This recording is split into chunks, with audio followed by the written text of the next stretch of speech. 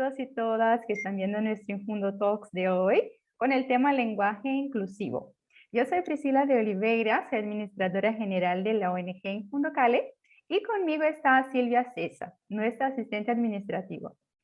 Para los que nos acompañan desde el inicio, ya saben que el Infundo Talks es un proyecto empoderado por la ONG Infundo Cale, el cual consiste en un encuentro virtual con diferentes invitados para hablar sobre temas importantes y educativos para la sociedad. En esta ocasión, tenemos el honor y el agrado de entrevistar a Grecia Delta, que ha desarrollado muchos proyectos en los temas del enfoque humanitario, igualdad de género e interculturalidad en el Perú y otros países.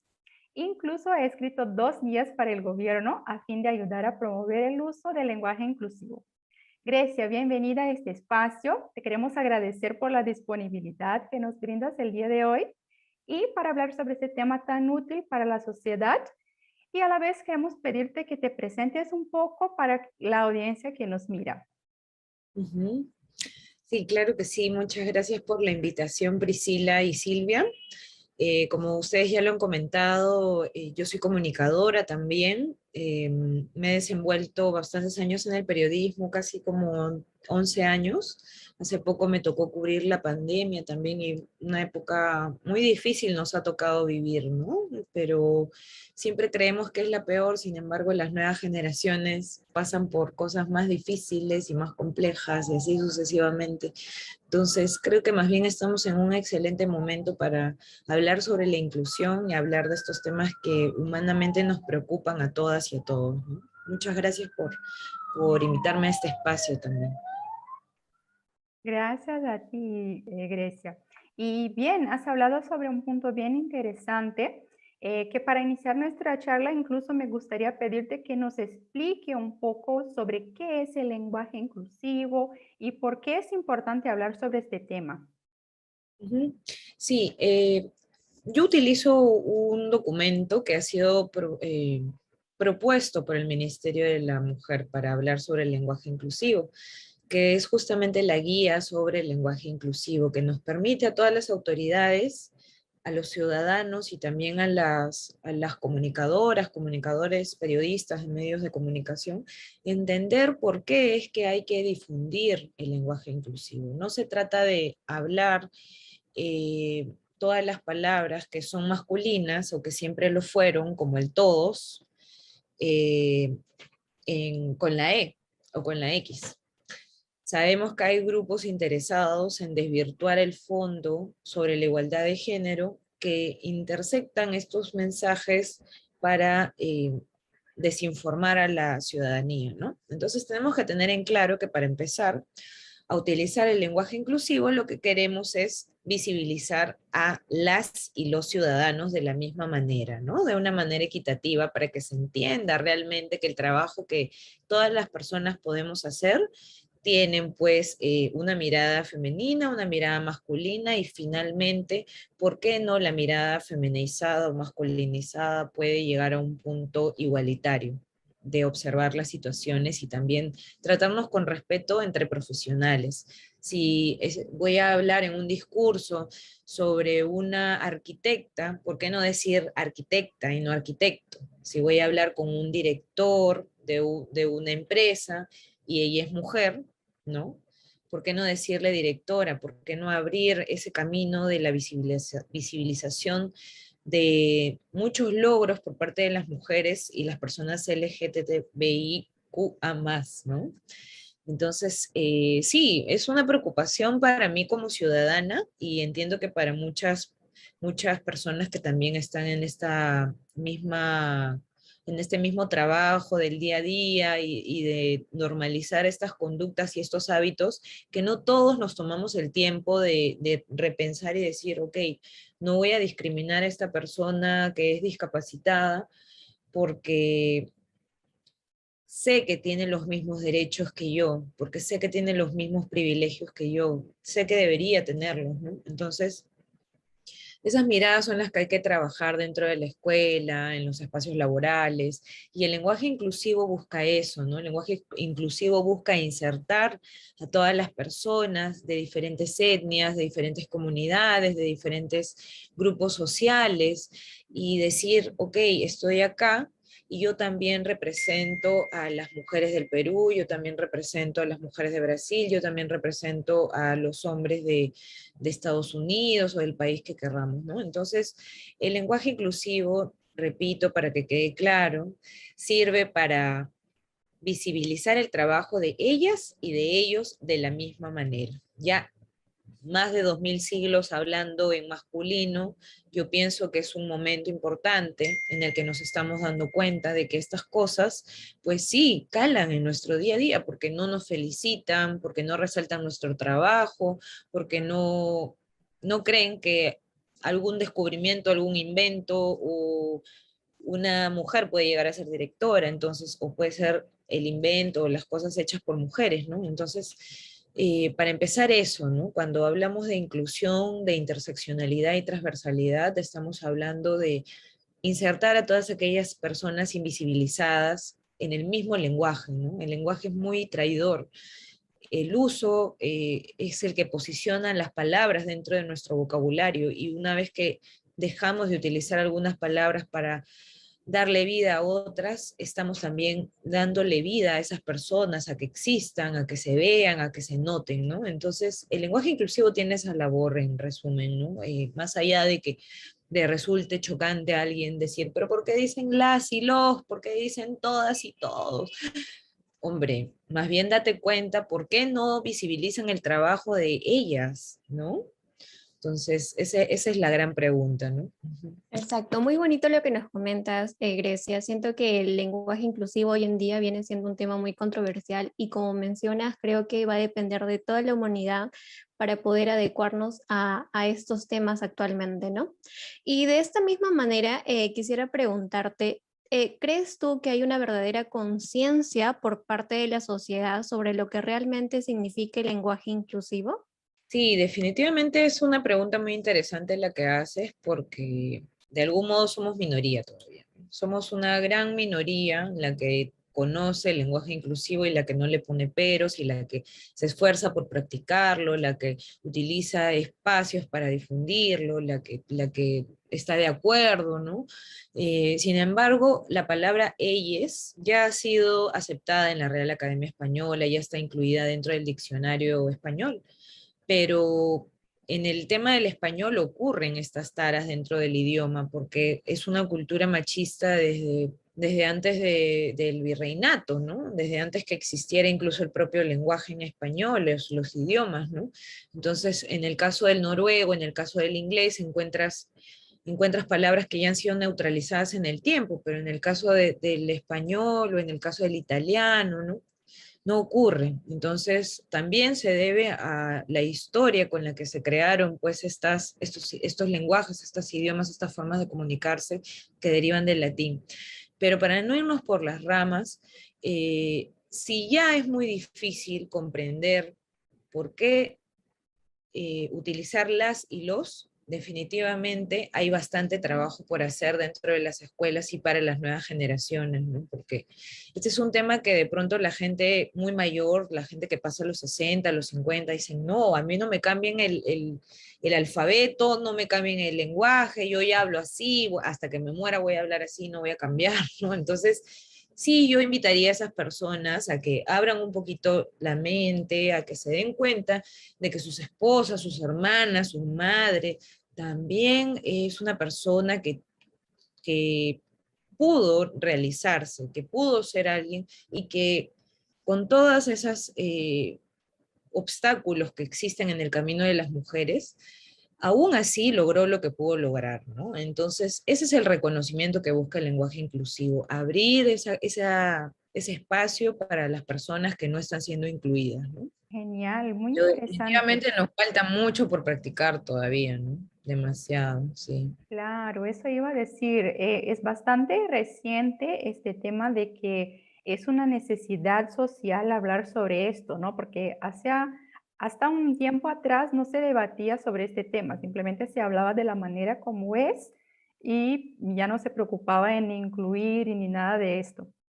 Y dentro de este concepto quería preguntarte también, ¿cómo fue para ti el proceso de formación de los manuales que has elaborado sobre este tema? Y si hay alguna cosa que te haya marcado o que te haya inspirado para tal. Sí, gracias por la pregunta.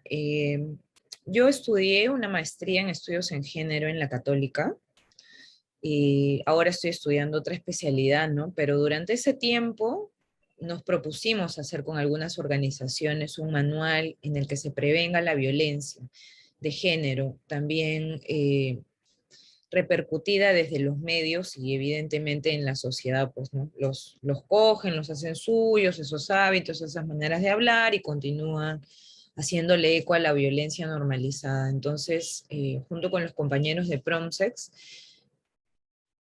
sociólogos, politólogos, especialistas en estos temas de género, dijimos, bueno, vamos a hacer unos lineamientos que también sean supervisados legalmente, ¿no? Por la abogada de la organización.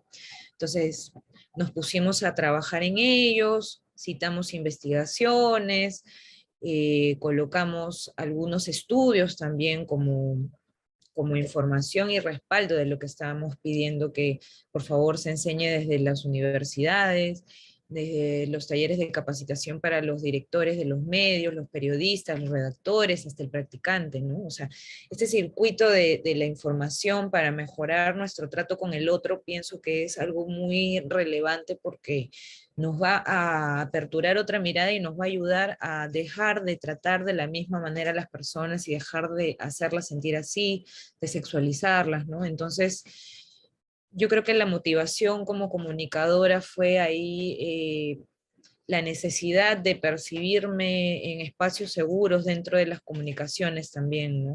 Porque en los canales de televisión, en los diarios, no existen lineamientos de prevención de la violencia de género y se repercute también por la falta del enfoque dentro de la universidad, dentro del sílabus universitario para las y los comunicadores, no está incluido el enfoque de género propiamente, para una saber cómo entrevistar a una persona víctima de violación, cómo no revictimizarla, cómo no insultar a una persona cuando no sé su nombre, en vez de asumir su identidad de género en vivo y en directo, yo tengo que preguntar antes de llamarla o llamarlo como él se llama, como lo llaman, ¿no? Porque incluso el tema de la identidad de género en Perú es un tema de largo aliento todavía. Recién hemos tenido un caso en donde el RENIEC ha reconocido a dos madres como familia de Dacaray, que es un niño que tiene dos mamás, ¿no? Entonces, son temas que recién se están viendo incluso desgraciadamente, desde el lado de las autoridades, que recién se está visibilizando en los medios, a pesar de que son luchas que tienen más de 40 años atrás, ¿no? Por parte de las organizaciones sociales en Perú. Entonces, sí, pienso que es necesario motivarnos, todas y todos, en el sentido de que es importante respetar al otro, ¿no? Es importante no violentar al otro, no hacerle bullying, es importante cuidar a la otra persona así como nos cuidamos nosotras mismas, ¿no? Exacto, dentro de todo esto que nos comentas, pues creo que debemos llegar al momento donde debemos impulsar el lenguaje inclusivo y también lo que es la identidad de género, ¿no? Y a través de esto, Grecia, ¿qué es lo que es tan fácil o difícil de poner esto de una manera más práctica? ¿Y cómo crees que podemos hacerlo? Sí, yo creo que, bueno, es como la filosofía de vida de alguien, ¿no? O sea, yo tengo la filosofía de vida de ir por el mundo, por mi casa, por la calle, sin ofender a las otras personas, ¿no? Yo creo que eso parte desde casa, por eso es que es importante hablar en el hogar de estos temas, de la desigualdad de género, de la equidad, de por qué dejarle los quehaceres de manera diferente a las niñas y a los niños, ¿no? O sea, de estas cositas que parecen muy simples, de repente son las que más nos perjudican en nuestro crecimiento cuando ya somos adultas, ¿no? Y creemos que tenemos que ceder nuestros sueños prioridades de otras personas, ¿no? Entonces, cuando nos dejamos de priorizar a nosotras mismas, ¿no? A nosotros mismos, entonces me parece que es muy, muy fundamental que se hable esto en casa, en la mesa, en la hora de almuerzo, en la hora de la cena, en la hora del desayuno, comentar aquellos secretos familiares que silencian que 5 niñas son madres a diario en el Perú, que silencian que el 80% de menores de edad han sido violentadas por familiares, según Promsex, que, que en lo que va del año, ahorita no tengo la cuenta exacta, pero ya no sé cuántos feminicidios van, y es algo normal, ¿no? O sea, son cosas que debemos de tener muy en claro, ¿no? Que esto del género y que esto de decir las y los no es una burla, no es una toma de poderes, es recuperar el espacio que siempre tuvimos y lo necesario que es para que nos continuemos desarrollando en base al respeto, ¿no? Exacto, y me parece también que es algo de práctica, ¿no? Porque no es algo que a que estamos acostumbrados, entonces es algo de practicar y tratar de poner una habla más consciente de lo que estamos, del público que nos estamos dirigiendo, porque pueden haber personas de varias identidades de género, como nos comentas. Eso es súper interesante. Y habías comentado también algo, Grecia, sobre preguntar a la persona, por ejemplo, cómo le gusta que le llamen. Esa sería una buena práctica que has comentado. Quisiera pedirte que puedas mencionar algunas otras buenas prácticas que se puede usar para que podamos comunicarnos de una manera más respetuosa a través del lenguaje inclusivo. Sí, por supuesto.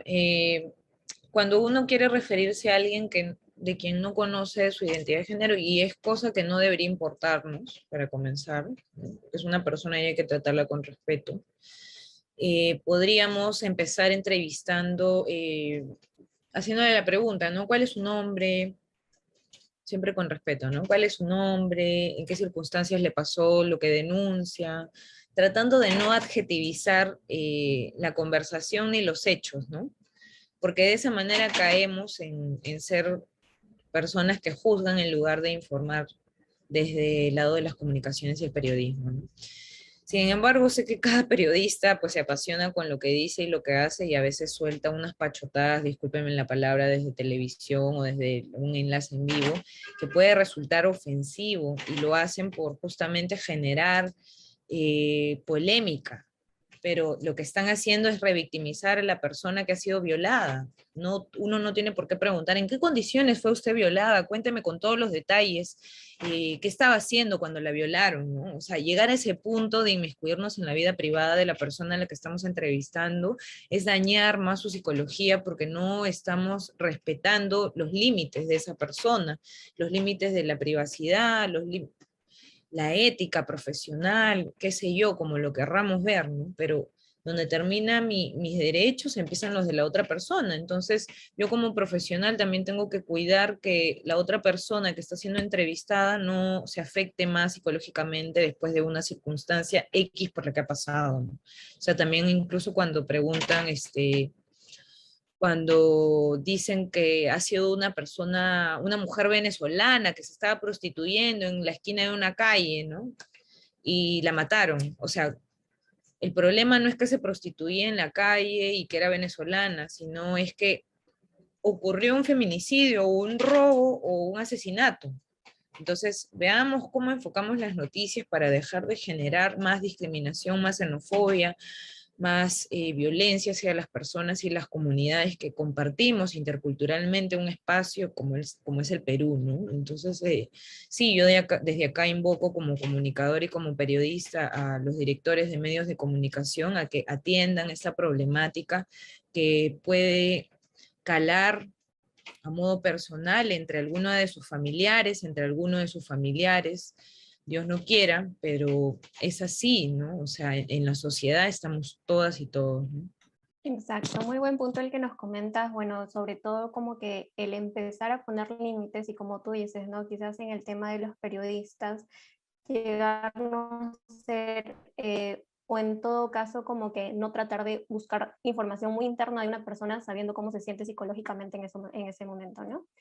Bueno, partiendo de todo esto, ¿qué ¿qué consejo le darías a las mujeres que leemos todo el tiempo mensajes no inclusivos? Bueno, primero mucha resiliencia, porque definitivamente hasta puede llegar a producirte un dolor de cabeza, una jaqueca de leer cosas que no, que a uno le incomodan, ¿no? Entonces, cuando vemos el ciberbullying, lo que podríamos hacer también es proceder a denunciar el Facebook de esa persona, ¿no?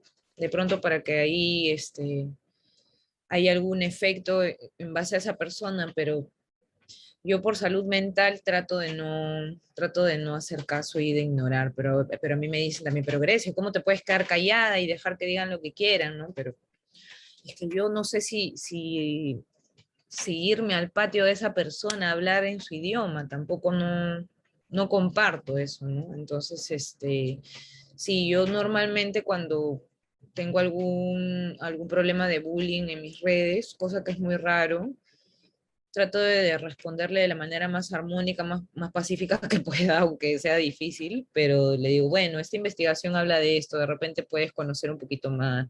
Y es como que, ay, no me respondió con violencia. Entonces, yo pienso que ese es el efecto un poco de internarse en todos estos conceptos sobre no replicarla, ¿no? Porque es fácil reaccionar de una manera violenta, pero también es otra tarea más el empezar a habituarnos a estos conceptos que venimos estudiando y que queremos practicar y que queremos el espacio armónico y toda la cosa, ¿no? Entonces sí, yo les recomendaría que pues, si es que tienen la paciencia para hacerlo, porque si es que no la tienen, no, puedan responder de una manera alturada, ¿no? Con respeto, enseñándole a la persona, pero ya depende del humor de cada uno. Eso sí, ya yo no puedo decirles lo que tienen que hacer, ¿no?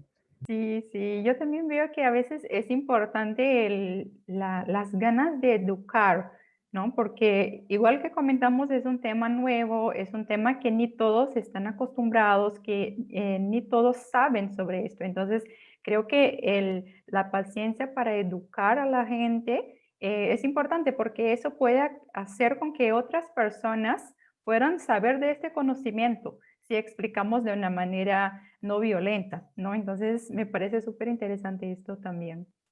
Y Grecia, la entrevista estuvo genial hasta ahora. Yo en el personal he aprendido un montón. Y para finalizar, solo te quería pedir si nos puedes dejar un mensaje final a los que nos asisten, todos y todas.